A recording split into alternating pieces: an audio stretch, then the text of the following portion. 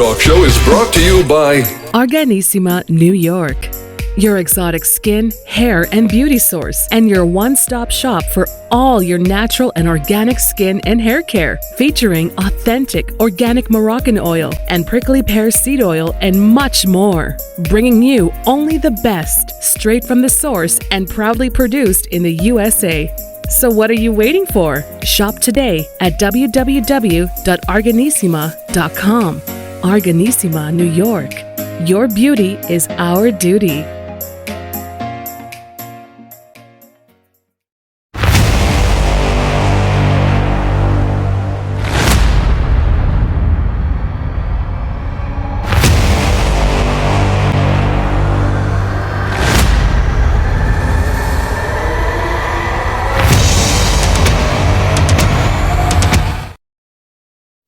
Folks, welcome back to the EMBC Network and the Sales Word channel with your host, Hurricane Age. New day, new show, new topic, new guest. A topic that we've covered a while back, and this week happens to be some special week where I'm talking a little bit about sales, marketing, different aspects of it. And as a matter of fact, I just had a show where I talked about incentives in the marketing. But today we're going to talk about just the optimization of SEOs and all the stuff with an expert, and he's the founder of SEO Optimizers. I have with me Brandon Leibowitz, and he is going to take us through the real world of digital marketing and break it down for us, because I know we all know about it. We see it now, it's part of our lives. But, if you're a new business, or you're still learning about this stuff, or you're an old business that you haven't adapted to this, this may be an opportunity. And Brandon is here to help us, hopefully guide us through it. And ultimately, maybe we can use Brandon's services to assist us, get better and reach out, and send out a message out there. Brandon, welcome to the show. Thanks for having me on today. Oh, it's a pleasure. And, I'm just, intrigued. I want to learn more. And we want to just hopefully share. First things first, it's always good to, who is Brandon and how you went about starting SEO Optimizers? Yeah, my name is Brandon Leibowitz, and I got involved with digital marketing after I got my degree in school. And the first job I got was helping a company out with their digital marketing, and I didn't really know much about it. They said, don't worry, we don't know much about it either, which is kind of interesting. They're like, we're going to take classes and workshops and learn alongside with you. And this is back in 2007. And after working there for a few months, just realized everyone's probably going to have a website in the future. There's a lot of different ways to get traffic. And I was helping out with like their SEO, social media, helping out with paid ads, doing some email marketing, and just really focused on the SEO over the years, because SEO is a way to get free traffic.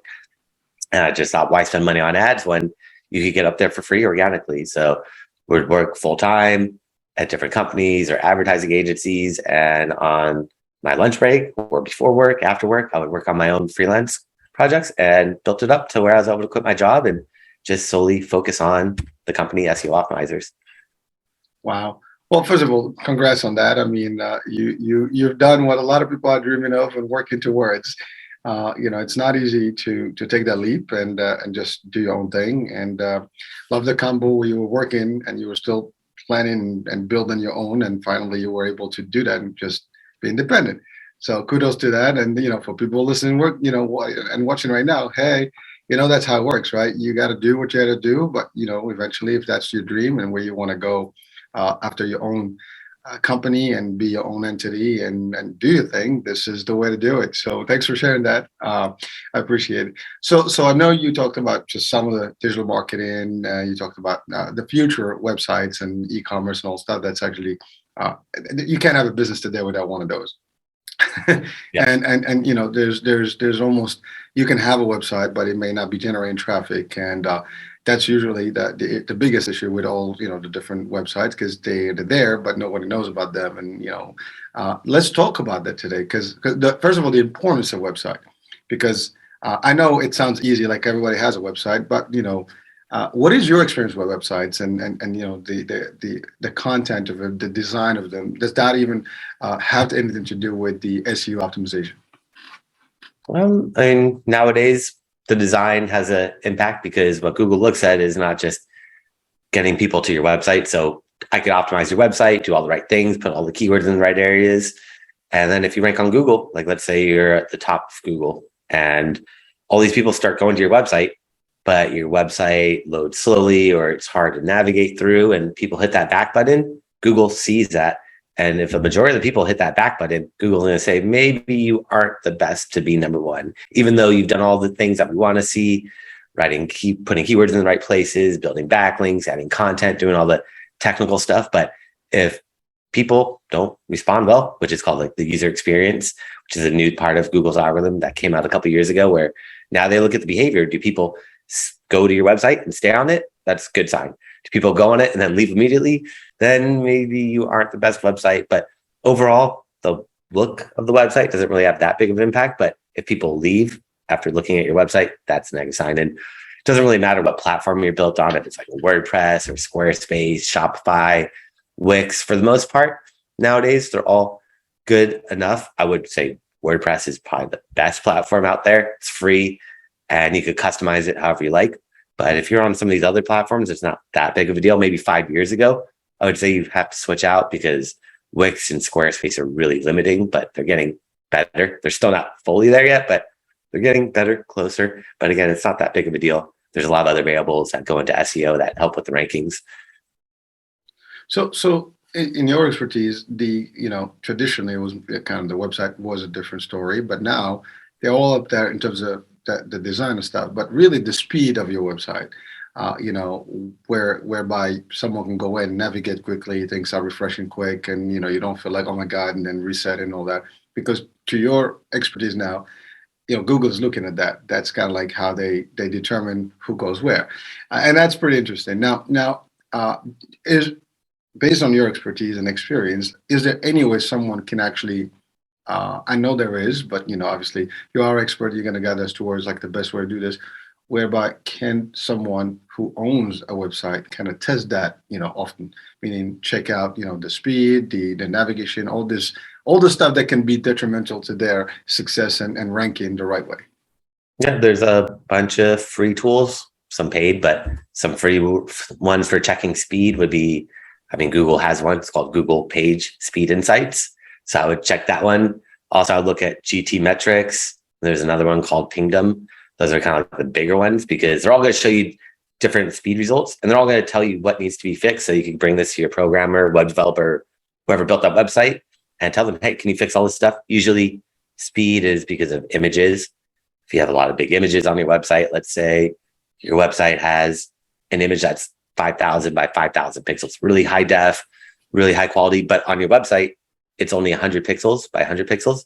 But you upload that 5,000 pixel image to your website, that slows it down. So a lot of people, or if you have like old logos that are still, even if they're not on your website, if they're in the back end, the coding of it, it's going to slow down your website. But there's so many variables that go into it.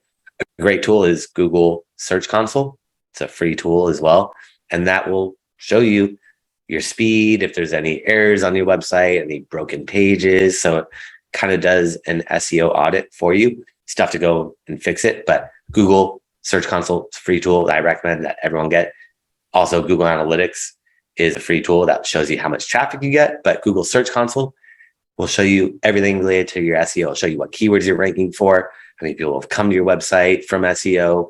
It shows you, again, like all those technical errors and all those other things. So it's great to have both of them. Well, Brandon, thank you for that because you talked about pictures and some people have videos. All that stuff is definitely, clutter that's going to make that site so heavy, to navigate or at least to load and all these things. And optimum health for a site is important. Now, ultimately, you give us some free tools and good pointers. But as SEO Optimizers, do you guys do this?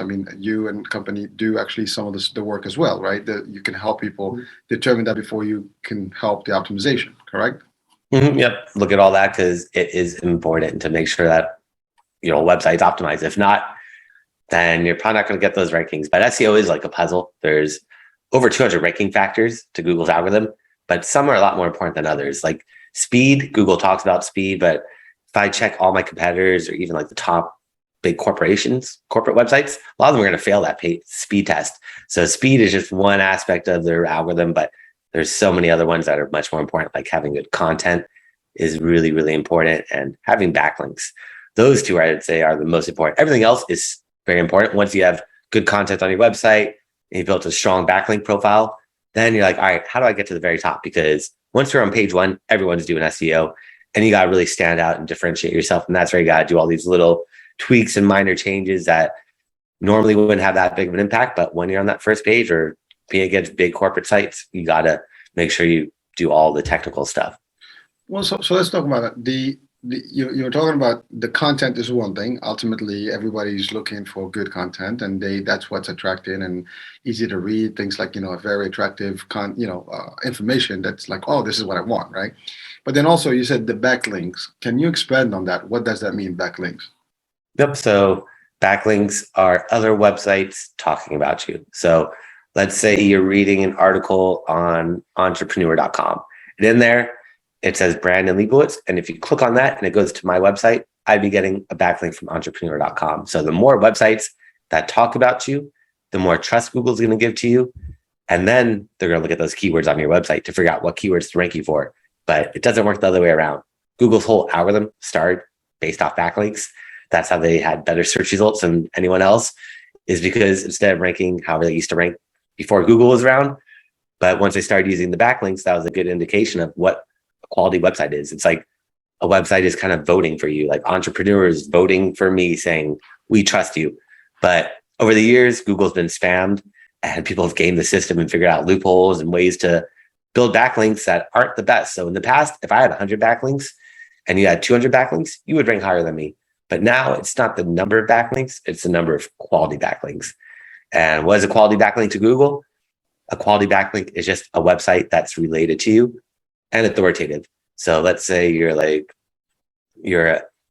have a doctor, and then they're getting a backlink from a restaurant. That wouldn't really make sense. Like, why is a restaurant linking out to a doctor? But if you're a doctor and you're getting a backlink from another doctor or WebMD or anything related to health, that's what Google wants to see. So relevancy is really important. And then authoritativeness, like how popular is this website that's linking to you? If I give you a backlink from my website, it's a good backlink, but it's not the same as like a Forbes or Huffington Post or New York Times or LA Times. So the bigger the website, the more SEO value that's passed on. But relevancy really is what I'd focus on. Number one is making sure the sites that link out to you are related.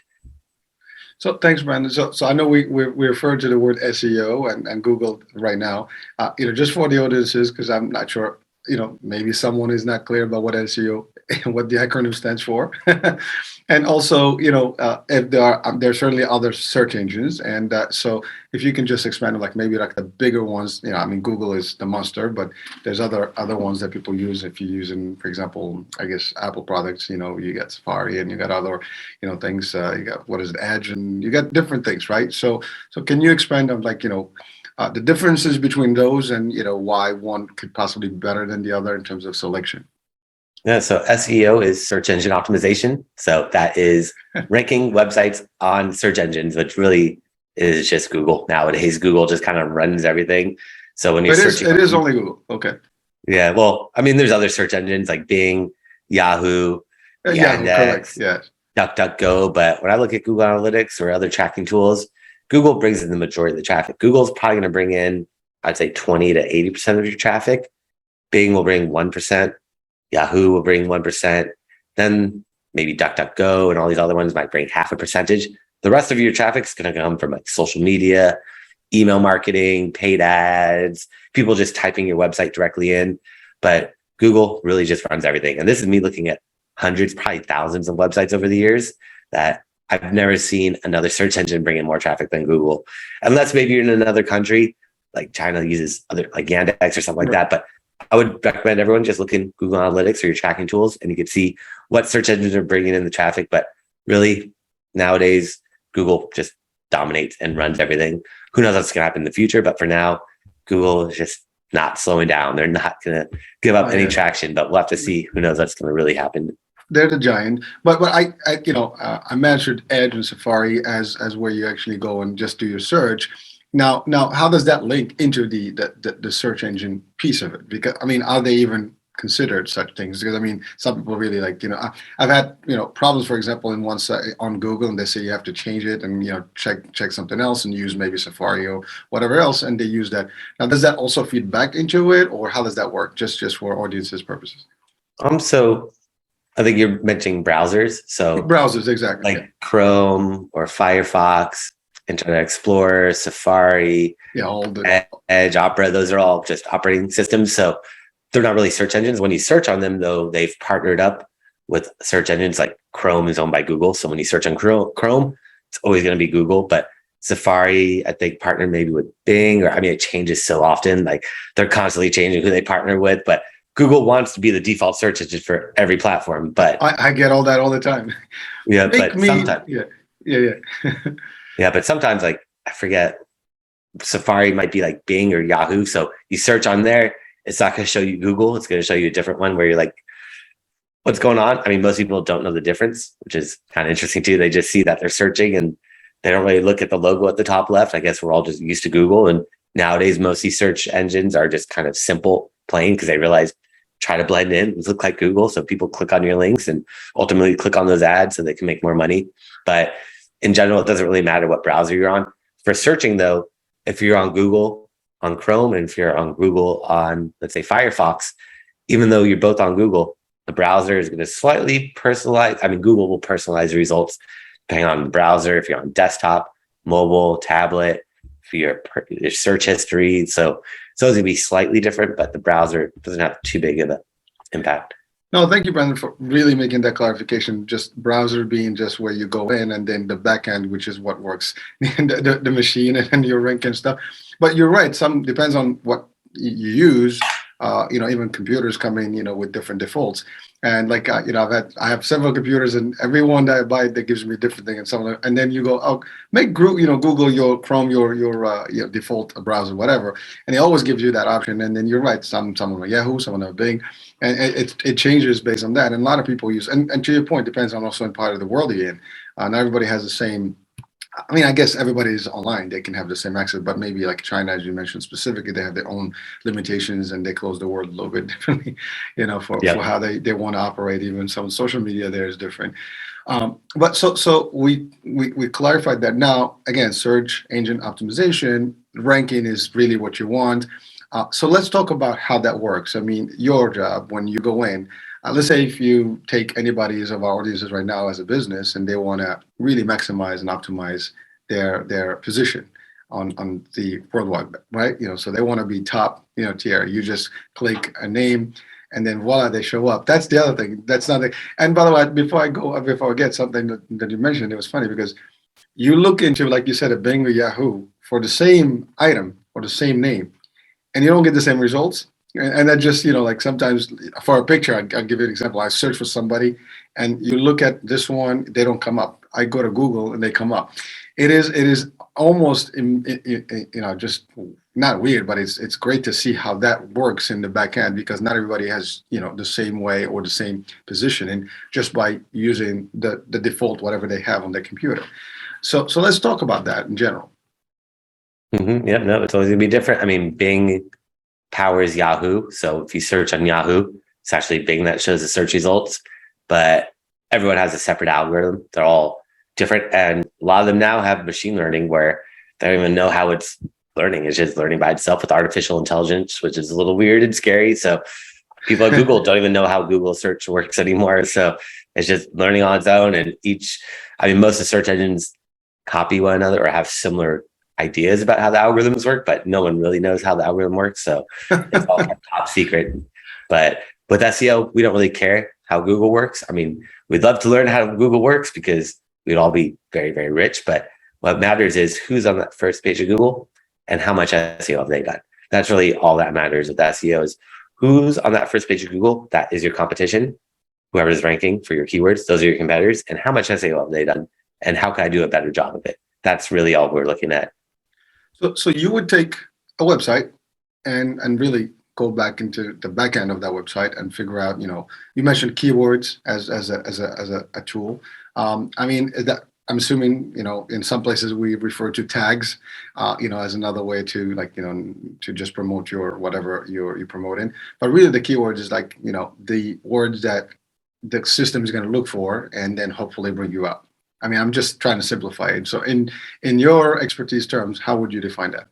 Yep. They're just reading, looking for words all over the page in the coding. They're looking at the coding and they're looking at different places that they're going to say, okay, like this title tag is more important than, let's say, some content lower down. So, but overall, as long as you have good quality content on your website, that's going to help the search engines read, understand, and know what to rank you for. But they're not going to rank you without backlinks, because backlinks build trust.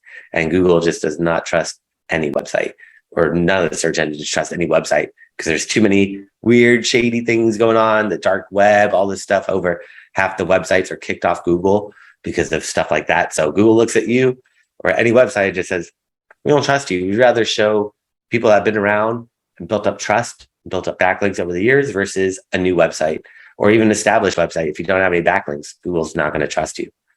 Well, so for someone who doesn't know that, and they want to actually get into the ability to have some backlinks. I mean, certainly they need to have an expert that's willing, that can do the job and make it work. So for people watching right now, the business owners or folks that want to get there, whatever they're doing with their website. Some people even have their personal website, and we're talking on a talk show right now. There's a lot of podcasters that have their own sites that they want to promote. How would they be able to really get those backlinks?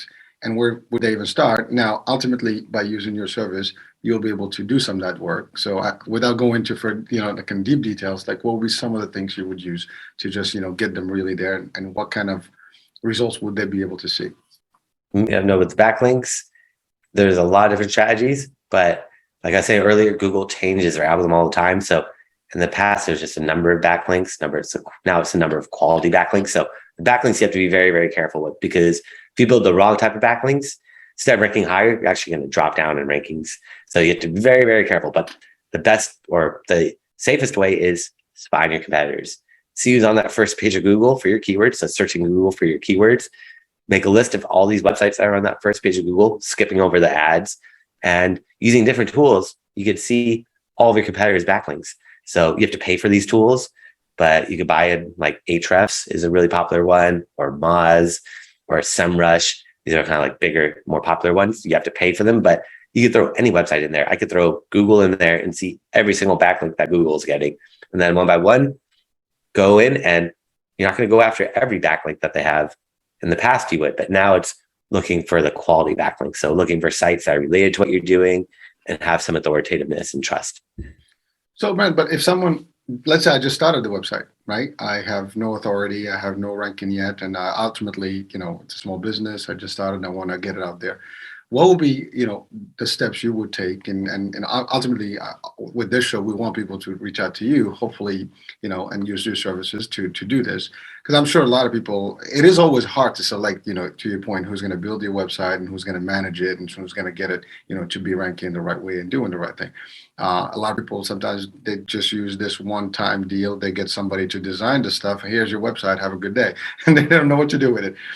That's a tough place. So for someone like that, and I'm assuming there's a lot, if you're not a big company and you have your own developers, your own, IT, well, not IT, digital folks that do this stuff for you, you would have to go and, search for resources such as yourself to help them. And you said it, you were doing freelance while you were working for companies. And so somebody that is brand new with a, very just baby site, beautiful site, designed well, but now we need to get it out there. How would you, what would you do with them? How would you work with these folks to get them? And what's the time frame that's going to take? Because I'm sure this is not overnight. It's going to take some time to build and build that, authority with Google. Yeah, unfortunately, it's not immediate, because with SEO, the part that takes time is trust building, because you can't just instantly get trust from Google 1 month or 2 months into doing SEO or just being a business. Google wants to see that you've been around for 6 months or more, and it really varies the time frame of how long it takes depending on competition, the keywords that you're trying to rank for, how competitive they are. So it's not really a one size fits all. So every time I get a new potential lead or client, I'm always going to evaluate their website and start with the website analysis and see what's working, what's not working, spy on the competitors, see what's working for the competition, and then just try to get a strategy, a plan in action. Usually, I mean, the more common things, like I said earlier, was building good quality backlinks and having good quality content on your website. Those are, I mean, the backlinks are where most people start with is, let's see how many backlinks do my competitors have? How many backlinks do I have? How do we fill that disconnect? If they have 5,000 backlinks and you only have 50 backlinks, it's going to take a while to build it up. But if they have 100 backlinks and you have 50, that's not that big of a deal. It'll be a lot quicker to get those rankings. And it's not the number of backlinks, it's the number of quality, but just throw that out there. Just as more general examples is the backlinks really kind of indicate how long it's going to take, how much time, effort needs to be done to get you to the level where your competitors are at.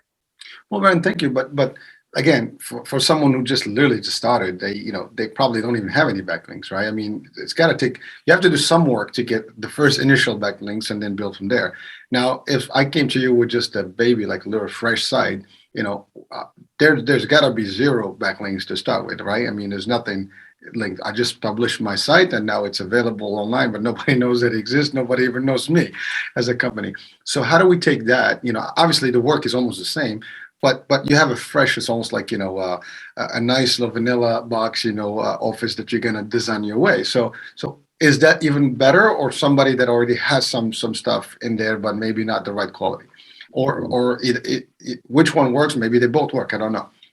No, I mean, if they have low quality backlinks, it's probably worse than having good ones or no backlinks, because those low quality ones, nowadays we could tell Google, ignore them. So we could submit to Google saying, hey, ignore all these backlinks. These aren't mine. Maybe someone built them maliciously. So Google's able to be aware of that nowadays, because they know there's negative SEO, where I could just go, and I have tools that used to work to rank websites really well in the past.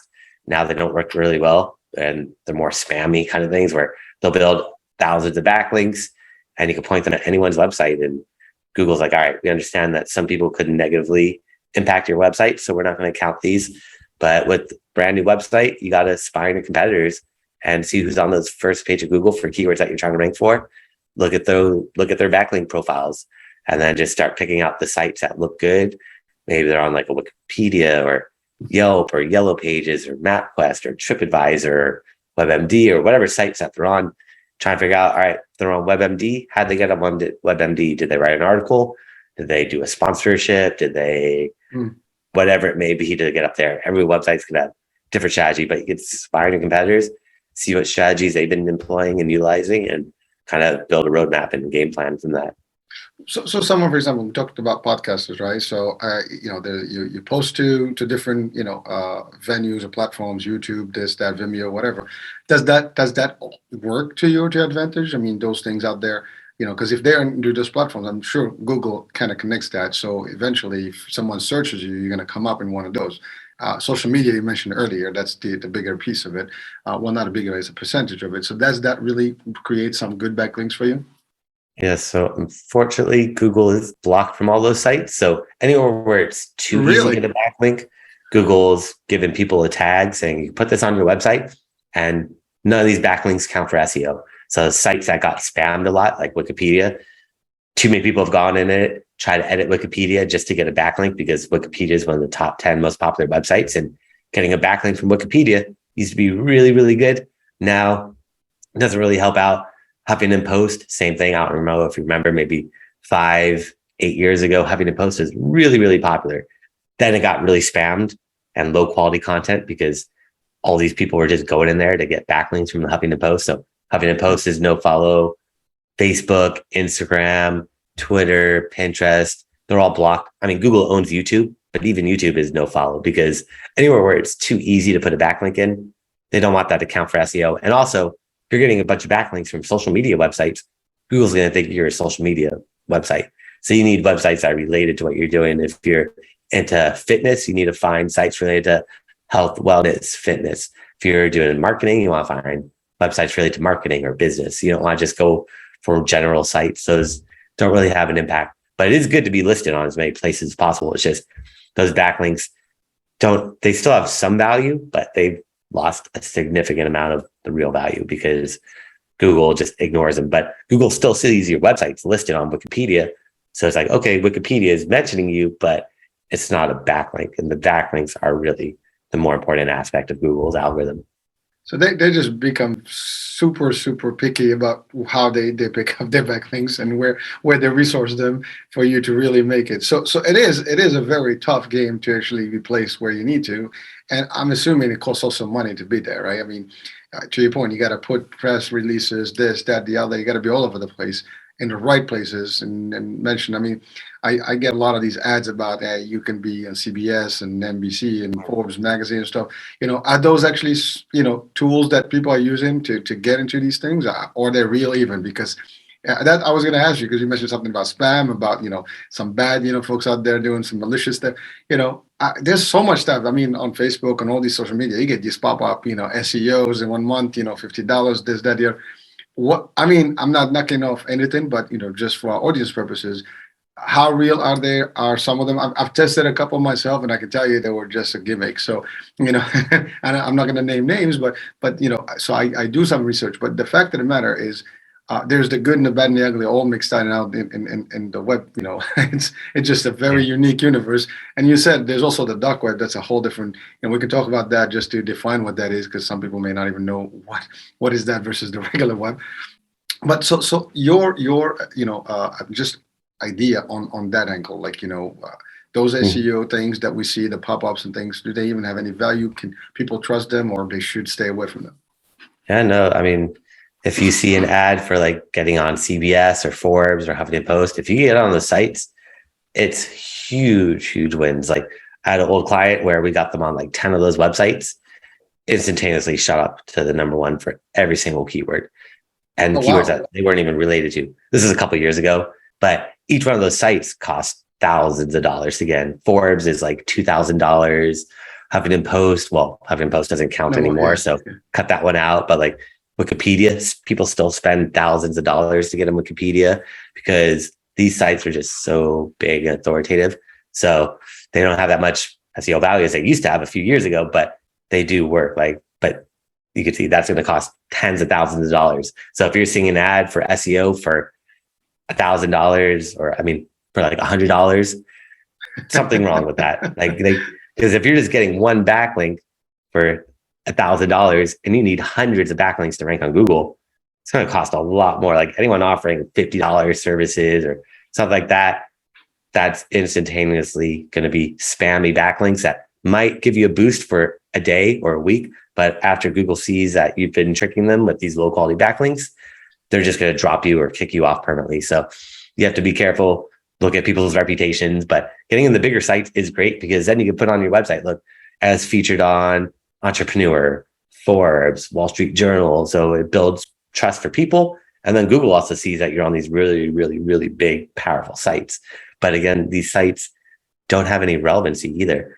Huffington Post, Forbes, what are they about? Entrepreneur, they're about everything. They're not about one specific topic. So you want to find more unique niche related sites that are really honed in on one or a couple topics versus these general sites that are just all over the place. No, well, thank you, Brandon, for clarifying that, because you're right. I mean, I've seen a lot of those as seen on NBC or BC or this, whatever, and they promise we'll do an article for you, blah, blah, blah. You'll get the credibility that you need and all the stuff. That sounds good and attractive. And, but is it really, going to do it? Because it's one thing to have your pictures and whatever, and you can put it on your site, but doesn't mean anything if the system in the back is not going to recognize that.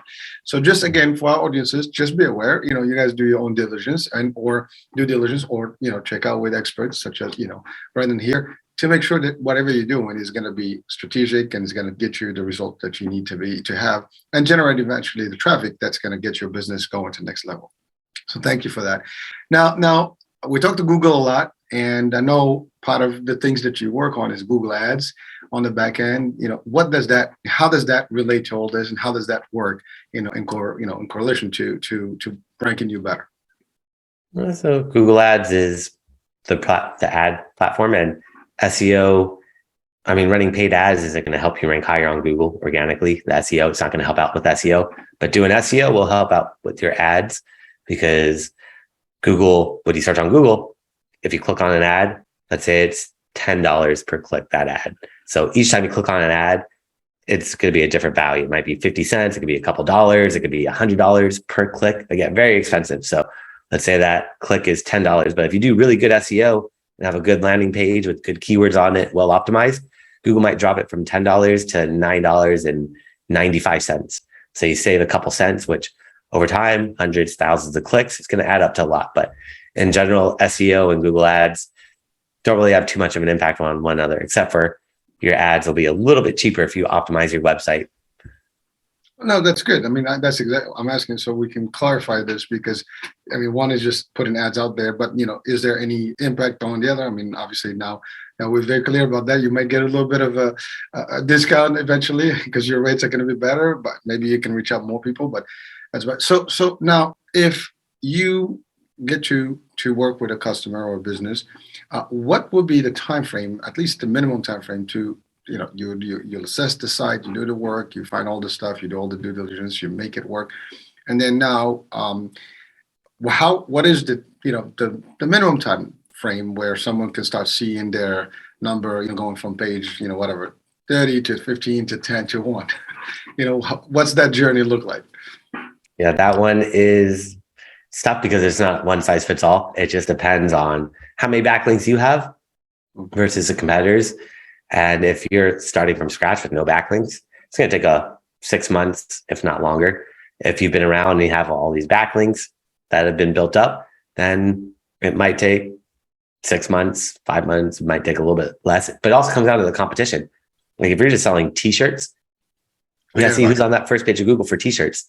Amazon, Nordstrom, Kohl's, Macy's, Walmart, all these big corporations that probably have hundreds of thousands of backlinks. And if you're just starting out, it's going to take you years to be able to compete with that. So if you have something more unique and niche, maybe you sell organic cotton shirts for the elderly. That's more niche. Less people are going to be less competition. So it'll be a little bit quicker, easier to get up there. But it really comes down to the competition. How competitive are these keywords and how much SEO has been done to your website versus the competitors? But on average, it takes around 6 months, sometimes much longer. Sometimes it can be a little bit quicker. Like I've had some clients where I worked with that they've had websites that have been around for years. They just never optimized it. And me making some changes pretty much got them to the first page and got them to the top within like a month. But that doesn't normally happen. I mean, this website has been around for 5, maybe 8 years. It just, no one really built backlinks or did the right things that Google was looking at. So sending them a couple of signals that Google's looking for got them to shoot up right away. And they don't have much competition either. Well, thank you. Because again, for the most part, if someone's been in business long enough, they probably have enough revenue and stuff, and they can do this, and they've been around long enough to have some, I guess, presence. But someone that is barely new, they need to have some expectation that this is not going to be overnight. And so you have to build that in your strategy and your plan, that when you're going to start building, it's going to take some moment before you can get where you need to be. So that means you have to use other means of promotion, to their business. And so that's obviously clear. And thank you for doing that, because some people may not be sure, and at least they know now what to do and what the expectation is. You said the expectation is everything else is easy, right? So now key terms, you use the word key terms, and it sounds what it is. But now the selection of key terms. So you mentioned, I love the way you said it. If you're selling cotton t-shirts for the elderly, that is very specific. And now you can almost kind of zoom in a little bit on a particular audience. So therefore you become a little bit more focused on that area, and that kind of populates your numbers or your ranking to the right page based on that need, right? So it changes the dynamics, the way you select your keywords. So is there anything, that we need to know about that selection? Anything more specific, if you don't mind? I know keyword research is one of the most important starting points. It's like building a house and skipping over building like the frame or the blueprints, because with SEO, you need to figure out what keywords you want to rank for. And then you sprinkle them all over your website and your content and all over the place. And there's a lot of different ways to do keyword research, but Google gives you another free tool called the Google Keyword Planner. It shows you what pretty much you can just put one keyword in there, and Google's going to show you hundreds, maybe thousands of variations of that keyword. And it'll show you how many people search for that keyword every single month. So you can see, all right, maybe I want to rank for the word like men's clothes. And then you see people search for men's clothes 5,000 times a month, but men's clothing might get 50,000 searches every single month. And making little changes like that can have a big impact on how many people search. So you want to find high search on keywords by using tools like the Google Keyword Planner. That's a free one. There's paid tools out there, but I would just use a Google Keyword Planner. That one is good enough, and it's free, and it's from Google, so you can really trust it. Well, thank you. So you're talking about something where you said you had to sprinkle those words around the website. Are you talking code, or are you talking just in content, like in terms of the text, stuff that you have? No, both you want to put in the code. Google can't read websites, they read coding. But if you're not tech savvy, you can just put it in the content on your page. So just having good quality content really helps out, but you also need to put in the title tag or meta description or schema, alt tags, header tags, all these really technical tags. But content is easy enough where you don't need to be tech savvy. Just add more text to every single page on your website. Every page on your website needs content or needs text. Images and videos are not really content to Google. Google can't read images or videos yet. They're getting closer, but they rely on text for the time being.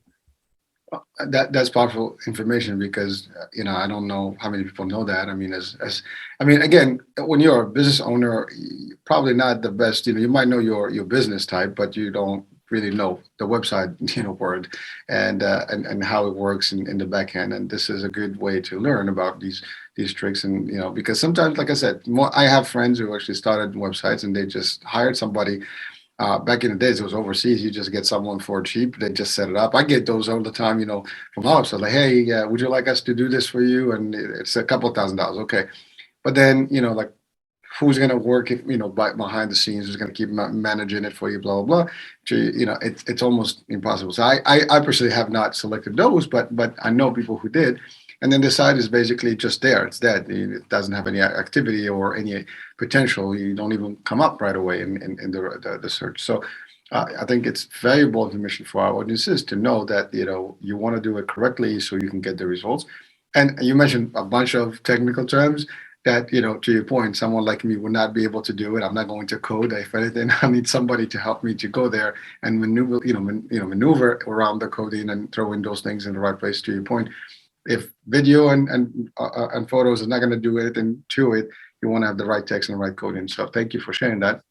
So what other aspects of the SEO optimization that we should be aware of? And then the next question would be like, really, how do we work with you as a company, as a SEO optimizers?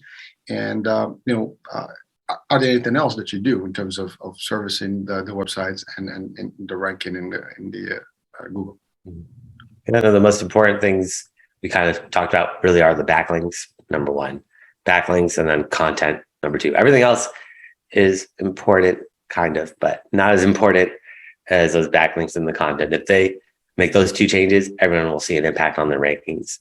But there's, like we talked about earlier, there's over 200 ranking factors that go into Google, but these ones are really, really important. So I would focus on those two things. And if anyone wants to learn more about myself or my services, I create a special gift for them.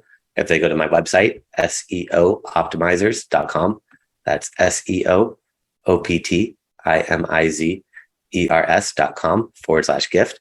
They can find that gift there along with my contact information, and a bunch of classes I've done over the years are all there that they could watch anytime for free on all different topics about digital marketing, SEO, Google Analytics, paid ads. I've put a bunch of classes up there. And also, if they want to book some time on my calendar for me to give them a free website analysis, where I'll look at their website from an SEO point of view, see what's working, what's not working, they can book some time for free on my calendar there. Well, thank you. That's powerful. And I'll have that information on the description of the show. So that will be accessible to everyone. One last, you mentioned the word free. So ultimately, you work for a living. You're in a business to make money. So what would someone budget for in terms of, let's say, doing this monthly, quarterly, yearly? Is that like, or is it like as needed? Or, what kind of formulas people should have, or at least budget for and plan for?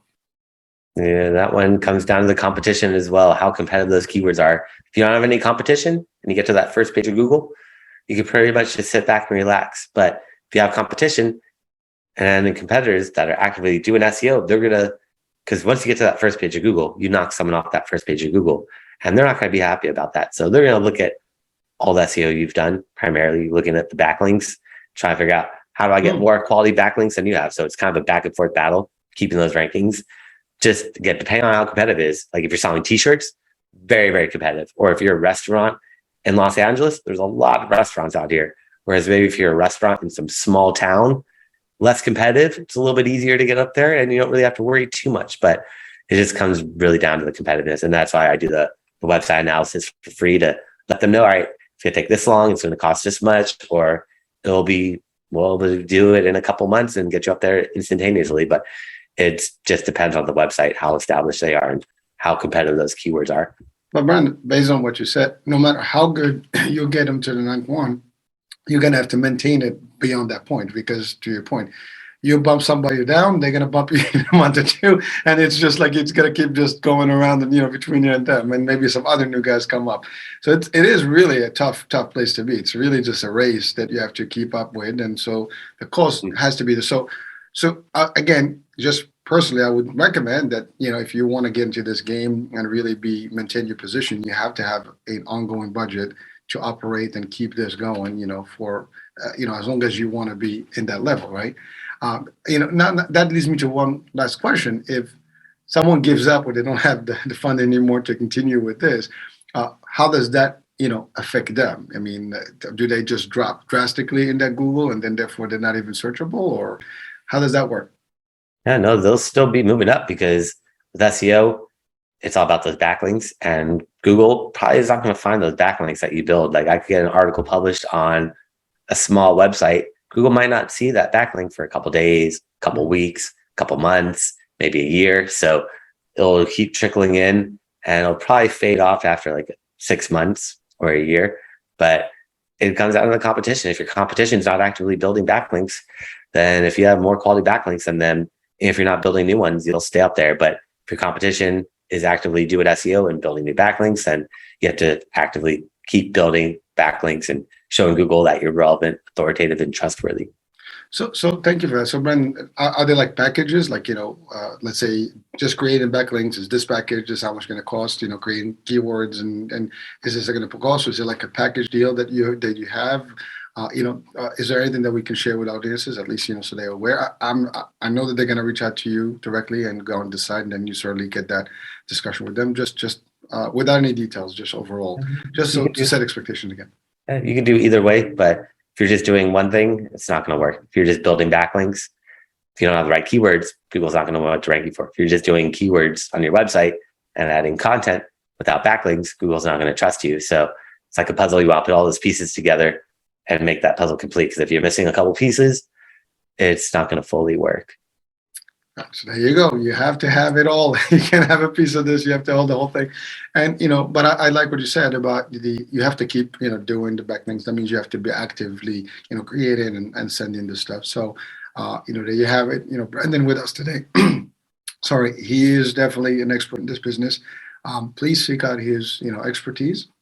The description, as he claimed it, as he stated it, will be also on the description of the show. So just log into it, click on the site and check out his work, and hopefully you can benefit from it. And, I want everybody to rank the right place.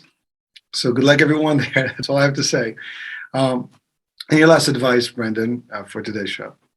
Yeah, just be patient with all of it. It takes time. It's not immediate, unfortunately. A lot of people kind of get discouraged if they're not seeing that traffic come right away. But as long as you keep doing the right things to Google, send them the right signals, they're going to reward you. Just got to be patient with it all. Like everything else, right? Nothing good, happens overnight. You have to take the time and really maintain. So there you have it, folks. Brandon, thank you so much for being with us today. This has been great. At least we are clear on what needs to be done to help people get to the right level in the ranking business here. So, folks, Hurricane H here. Hope you enjoyed this show, and we've learned quite a bit here. So stay tuned. New day, new show, new topic. Bye for now.